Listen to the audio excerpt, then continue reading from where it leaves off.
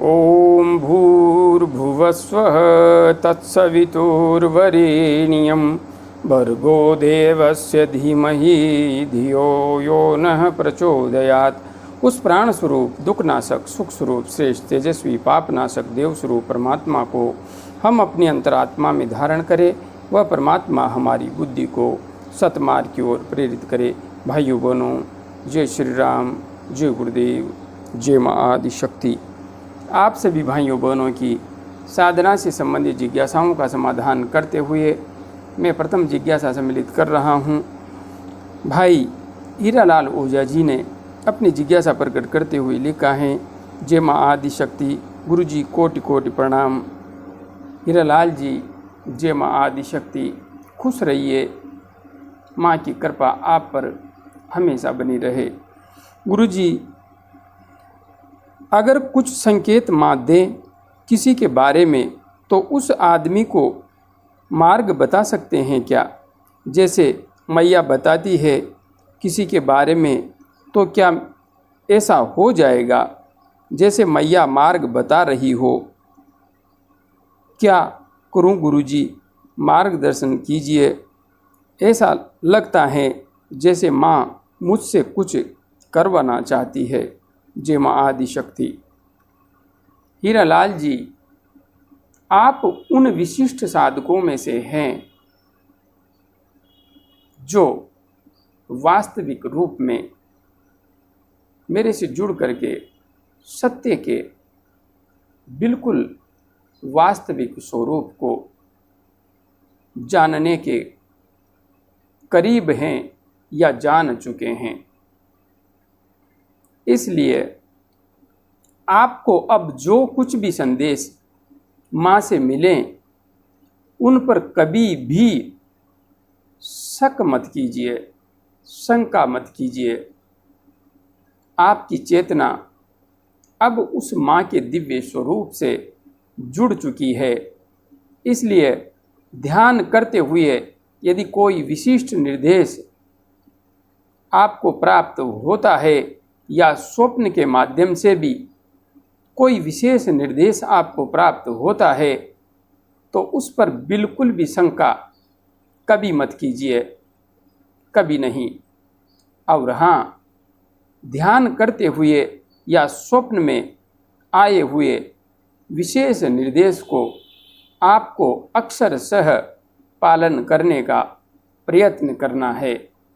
और यदि आप उसका पालन नहीं करेंगे, जो निर्देश वहाँ पर आया है, तो निश्चित मान लीजिए जीवन में फिर कुछ न कुछ ऐसा घटेगा जिसके लिए बाद में आपको पछताना पड़ेगा। और हाँ,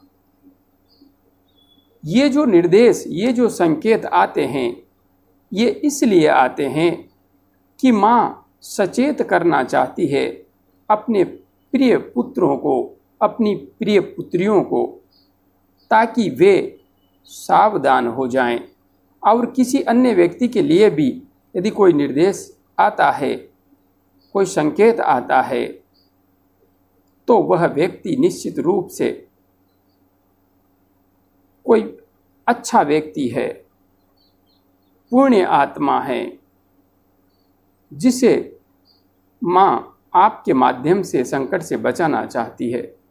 इसलिए यदि आपको कोई ऐसा निर्देश आ रहा है तो आप चाहे स्पष्ट रूप से न कहें, किंतु जिस किसी भी तरीके से सांकेतिक रूप से आप अपने उस आत्मजन को, उस परिचित व्यक्ति को जैसे भी आप संकेत दे सके, समझा सकें, समझाने का प्रयत्न अवश्य कीजिए। क्योंकि माँ ने संकेत दिया है तो इसीलिए दिया है कि व्यक्ति सतर्क हो जाए आने वाले समय से, आने वाली घटनाओं से। आप बता सकते हैं, हाँ, यह नहीं दिखाएं कि आप कोई चमत्कारिक हो गए हैं, आपको कोई विशिष्ट सिद्धि प्राप्त हो गई है। नहीं, इस तरीके से आपको रिएक्ट नहीं करना है। बस सहजता से कोई साधारण तरीका ढूंढ लीजिए और बता दीजिए। आगे भाई किशोर गदावे जी ने अपनी जिज्ञासा प्रकट करते हुए लिखा है, कोटि कोटि नमस्कार गुरुदेव। किशोर जी नमस्कार, खुश रहिए। गुरुजी 4 घंटे ध्यान का संकल्प है, आपके आशीर्वाद की आशा है। किशोर जी, आप 4 घंटे तक ध्यान को बढ़ा देना चाहते हैं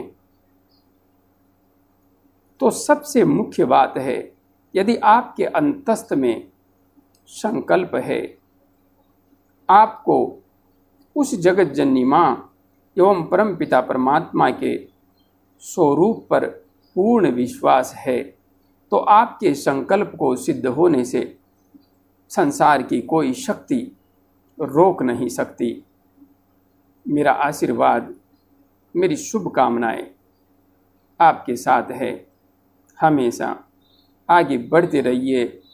आप संकल्प के साथ आगे बढ़ेंगे तो निश्चित रूप से आपको इस लक्ष्य में सफलता प्राप्त होगी। आगे बहन रागिनी पटेल जी ने अपनी जिज्ञासा प्रकट करते हुए लिखा है, प्रणाम गुरुजी, प्रणाम बहन, प्रणाम। मेरी प्राण ऊर्जा गले तक आती है, उसके आगे नहीं जाती, मैं क्या करूं? मैं ध्यान में आगे जाना चाहती हूं, मैं समाधि में जाना चाहती हूं, मुझे आशीर्वाद दीजिए, क्या मैं आगे जा पाऊंगी? बहन, आपकी प्राण ऊर्जा गले तक आती है किंतु उससे आगे नहीं उठ रही है, तो आपको मेरा सुझाव है, विशुद्धि चक्र का जागरण कैसे करें? हमारे इसी YouTube चैनल पर उपलब्ध इस वीडियो को देखिए, उस वीडियो के अनुसार अभ्यास कीजिए। हाँ, सुषुम्ना नाड़ी में प्राण का प्रवाह कैसे करें, आज्ञा चक्र का जागरण कैसे करें, इन वीडियोज़ को भी आपको अवश्य देखना है। किंतु विज्ञान को समझ करके विशुद्धि चक्र का जागरण कैसे करें, इस वीडियो को देखिए, उसके अनुसार अभ्यास कीजिए। कुछ ही दिनों में या महीने 1.5 महीने में आपकी ऊर्जा सहजता से विशुद्धि चक्र से ऊपर उठने लगेगी। आगे आपने पूछा है, मैं ध्यान में आगे जाना चाहती हूँ, मैं समाधि में जाना चाहती हूँ, क्या मैं आगे जा पाऊँगी? बिल्कुल 100% आप आगे जा पाएंगी, इसमें मुझे कोई भी संशय नहीं है। आप सहजता से आगे जाएंगी। और हाँ, आप समाधि में जाना चाहती हैं तो निश्चित रूप से जाएंगी, कोई नहीं रोक सकता आपको। बस आपके अंदर साधना करने का, जप तप ध्यान करने का संकल्प होना चाहिए, साहस होना चाहिए। फिर दुनिया की कोई ताकत आपको आपके लक्ष्य को प्राप्त करने से कभी नहीं रोक सकती। जहाँ तक बात है मेरे आशीर्वाद की, तो मेरा आशीर्वाद और मेरी शुभकामनाएं हमेशा आपके साथ है। आगे बढ़ती रहिए। आगे भाई परमानंद जी ने अपनी समस्या प्रकट करते हुए लिखा है, प्रणाम गुरुजी, प्रणाम भाई परमानंद जी, खुश रहिए। आज मैं बहुत दुखी हूँ, मानता हूँ कि रावण का वध हुआ, दुर्योधन की जंगा टूटी, ये उनके कर्म थे, ऐसा इसलिए हुआ, लेकिन जो बेकसूर हों उसकी असमय मौत क्यों? मेरा एक दोस्त जो 4 बहनों का इकलौता भाई है, जिसके पिता एक बहुत अच्छे इंसान हैं, उसकी करंट लगने से मौत हुई है। ये जगत जननी माँ का कैसा न्याय है? थोड़ा तो स्पष्ट करो गुरुजी। भाई परमानंद जी, मैं मानता हूँ जब असमय किसी की मृत्यु होती है तो बड़ा दर्द होता है। हम इंसान हैं, कोई पत्र नहीं है। और ऐसी स्थिति जो कि आपने व्यक्त की है, 4 बहनों में एक भाई। बहुत दर्दनाक स्थिति है। मैं आपके दर्द को महसूस कर रहा हूं, किंतु परमानंद जी, इस संसार में जो कुछ भी होता है, जो कुछ भी, वह पूर्णतया एक वैज्ञानिक नियम के अनुसार घटित होता है। और उस विज्ञान को हम इसलिए नहीं समझ पाते क्योंकि हमारी चेतना का उस स्तर तक विकास नहीं हुआ है। यह संसार कर्म प्रधान है और यहाँ पर आप सब कुछ से पीछा छुड़ा सकते हैं, किंतु अपने कर्मों से कभी भी पीछा नहीं छुड़ा सकते। आज हम कोई बुरा कर्म करते हुए यह सोचते हैं कि हमें कोई नहीं देख रहा है, और हम आनंद से पाप कर्म करते हैं, खुश होते हैं, किंतु वास्तविकता यह है उस जगत जननी माँ के कैमरे कण कण में लगे हुए हैं। वह आपके अंदर भी है और बाहर भी है। आप क्या सोच रहे हैं यह भी वह देख रही है, और आप क्या कर रहे हैं वह तो उससे छिपा हुआ है ही नहीं। इसलिए हमारे संचित कर्म कभी न कभी आकर के हमें परिणाम देते हैं। भीष्म पितामह जब बाणों की सैया पर लेटे थे तो भगवान श्री कृष्ण से भीष्म पितामह ने प्रश्न पूछा था कि कृष्ण, मैंने अपने 100 जन्म तक देख लिए हैं, मैंने ऐसा कोई पाप नहीं किया, क्योंकि भीष्म पितामह भी एक सिद्ध योगी थे। 100 जन्म तक मैंने ऐसा कोई पाप नहीं किया जिससे मेरी ऐसी दुर्दशा हो कि मेरे रोम रोम में एक एक स्थान पर बाण चुभे हुए हैं, और फिर भी मैं जीवन को पकड़ कर बैठा हूँ, दर्द से तड़प रहा हूँ, दर्द, लेकिन फिर भी मैं जी रहा हूँ। आखिरकार ऐसा कौन सा पाप था जिसकी सजा मुझे मिली है? तो भगवान श्री कृष्ण ने भीष्म पितामह से कहा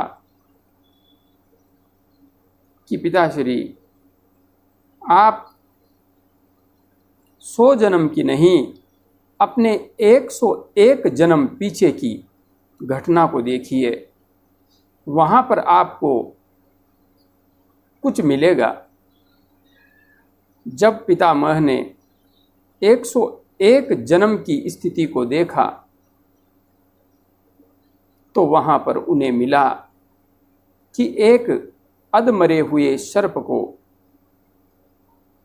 जो कि मार्ग पर पड़ा हुआ था, उन्होंने उठा करके फेंका और कांटों की बाढ़ में वह जाकर गिरा, जिससे उसके संपूर्ण शरीर में कांटे ही कांटे चुभ गए। उसका परिणाम, जो फल था, वह आपने अब तक नहीं भुगता था, वह आज इस जन्म में आप भुगत रहे हैं। भाइयों बहनों, जिस प्रकार से एक बछड़ा 1000 गायों में से अपनी माँ को ढूंढ लेता है, उसी प्रकार से हमारे द्वारा किए गए कर्म हम चाहे कहीं पर भी चले जाएं, कितने ही जन्म ले लें, हमें ढूंढ लेते हैं। और हमारे कर्म ही हमारे संस्कार बनते हैं, हमारे विचार ही हमारे कर्म बनते हैं। इसलिए जो कुछ होता है विधि के नियम के अनुसार होता है, और विधि का नियम कोई ब्रह्मा विष्णु महेश निर्धारित नहीं करते। विधि का नियम हम स्वयं निर्धारित करते हैं, हमारे कर्म निर्धारित करते हैं। ब्रह्मा विष्णु महेश, ब्रह्मा रजोगुण है, विष्णु सत्व गुण है, महेश तमोगुण है। इन तीनों की शक्तियां अपने अपने हिसाब से कार्य करती है, इनका अपना विज्ञान है। किंतु हमारे भाग्य का निर्माण इन तत्वों के अधीन हम स्वयं करते हैं। ये तत्व हमसे उस अनुसार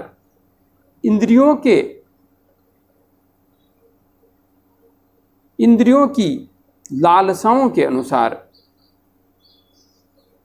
मन के अनुसार, मन की कामनाओं के अनुसार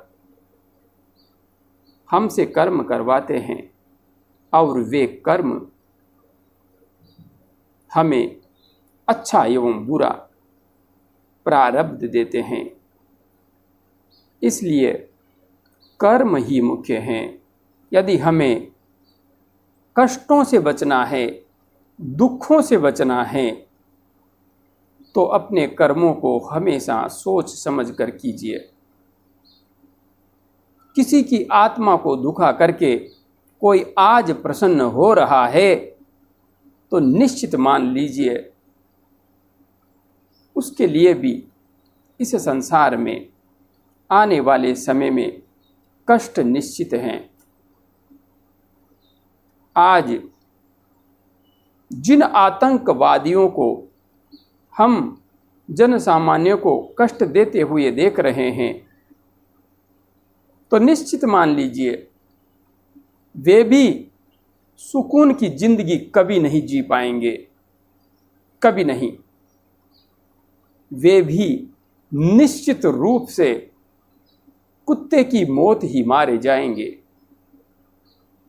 हाँ, उनकी बुद्धि में इस प्रकार का अज्ञानता का अंधकार बैठ गया है कि हम जो कर रहे हैं वह सही कर रहे हैं, अच्छा कार्य कर रहे हैं, धर्म का कार्य कर रहे हैं।